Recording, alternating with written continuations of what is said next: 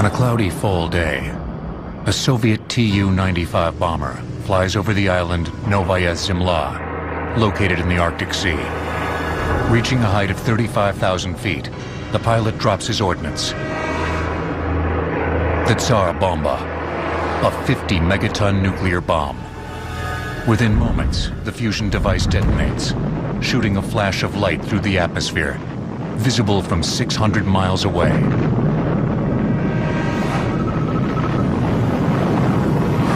It was, and remains, the largest nuclear detonation in history. It was originally designed to be 100 megatons.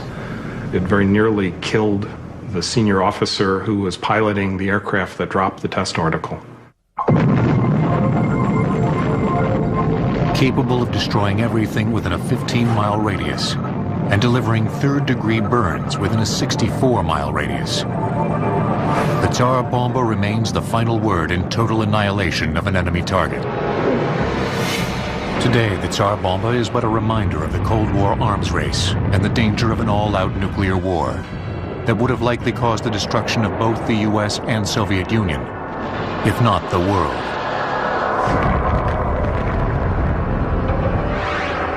Yet the threat of nuclear attack from our former adversary remains. The risk of accidental attack is more serious, I think, than most people realize. The Russians maintain a large nuclear arsenal. Since the collapse of the Soviet Union, they've had a huge economic setback. Their warning system has deteriorated terribly. There are gaps in their radars. Their satellites have broken down. The Russians, of course, reassure us that, no, we have nothing to worry about. But the consequences would be so grave that we should take it very, very seriously, even if it has a minuscule chance of happening at all. The threat of a nuclear attack from a rogue nation or a well-organized stateless group is also cause for grave concern. Whether North Korea has nuclear weapons is very much in the press today. So should terrorists get their hands on sufficient nuclear materials, either to make a non-nuclear weapon, a radiological weapon, or to actually get a nuclear detonation, however small, would be a horrendous attack. The evolution of precision guidance systems has eliminated the need for large-yield nuclear weapons like the Tsar Bomba. But make no mistake, the detonation of a 1-megaton nuclear bomb would yield more destructive power than any weapon the world has ever seen. Weapon, thermonuclear warhead. Yield 1 megaton surface blast. Energy released. Blast 50%. Thermal radiation 40%. Fallout 10%. To comprehend the true lethality of a thermonuclear explosion requires an understanding of the massive amount of energy that's released upon detonation. When a thermonuclear bomb detonates, an instantaneous fission reaction creates a secondary fusion reaction, fusing hydrogen and its isotopes together to form helium, releasing enormous amounts of energy. And it occurs in a very small volume.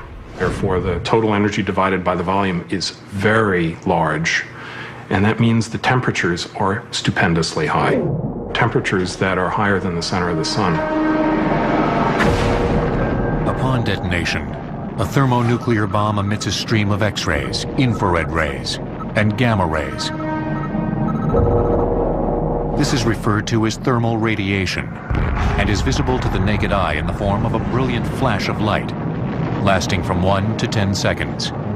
It emits all of this X radiation that's absorbed by the air around it. The outside of the air is burning. It's forming basically smog. The nitrogen and the oxygen are reacting, turns brown, and so the light coming out actually goes down until that burns off, and then it goes up again. The heat from the infrared rays will set people and buildings on fire. The X-rays will irradiate those closest to the explosion. The X-rays don't get very far. They're absorbed by the air. The air is then heated up by these X-rays to millions of degrees. The immense heat expands the air around the point of impact, creating a spherical shock wave and winds that can reach hundreds of miles per hour. And if it were a humid day, you would be able to see that shock wave running along the ground and through the air, because it would cause instant condensation of moisture in the atmosphere, and you'd see sort of a white ghost of a shock wave traveling through the air. The wind from the shock wave extinguishes the fires caused by the thermal radiation, but will flatten everything in its path within a radius of 2 miles. You get the expansion out, but then the thermal plume of the bomb is rising. A mushroom cloud is forming. And so you'll get a counterflow, which when air flows up, it sucks things in, and so you get a reversal of the flow as things flow back toward the detonation center and rise. A 1 megaton surface explosion will lift tons of soil up into the mushroom cloud, which will become irradiated and return as fallout. The heaviest fallout particles will rain down closest to ground zero. People exposed to this fallout will die in a matter of hours from acute radiation sickness. The smaller particles may travel thousands of miles, depending on wind velocity. If you ingest the material and it stays in your body, the long-term impact is that it can produce significant excess cancer of various sorts. The combination of thermal radiation, shockwave, and fallout could potentially kill millions, making the thermonuclear bomb easily the world's deadliest weapon. By 2004, the nuclear fraternity consisted of 7 countries that had all detonated nuclear devices. Other countries were desperately working toward joining the family. Thus, there appears to be no end in sight to nuclear proliferation, and no end to the threat of attack from the world's deadliest weapon. According to the Center for Defense Information, there are approximately 30,000 intact nuclear warheads worldwide. All but 200 are retained by the United States and Russia. Deadliest Weapons will return on Modern Marvels.